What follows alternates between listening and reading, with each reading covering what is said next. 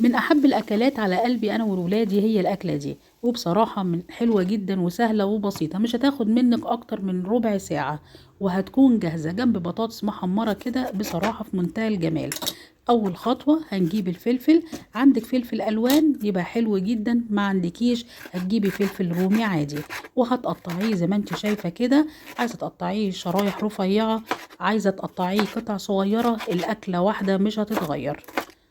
انا قطعتهم كده عشوائي وعملت اللون الاصفر واللون الاخضر، وبعد كده جبت كمان طماطم وبصل، وهنشوف واحدة واحدة الطريقة. قطعت الفلفل الاخضر والاصفر، دلوقتي جبت طماطمتين وسط وبرضو رحت مقطعاهم قطع صغيرة.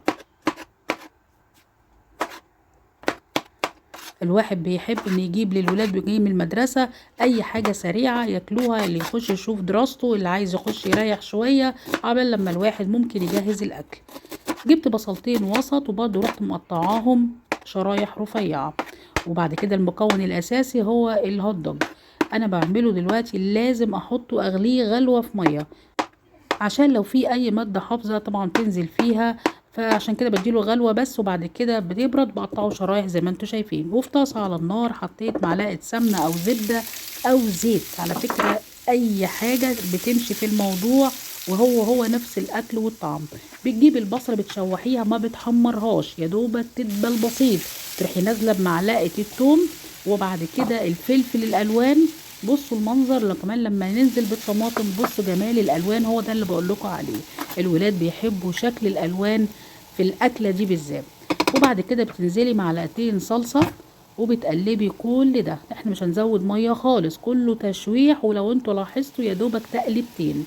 وبعد كده بتنزلي بقى بالصوصيص بتاعك وبتقلبيه كويس جدا مع الخلطه دي.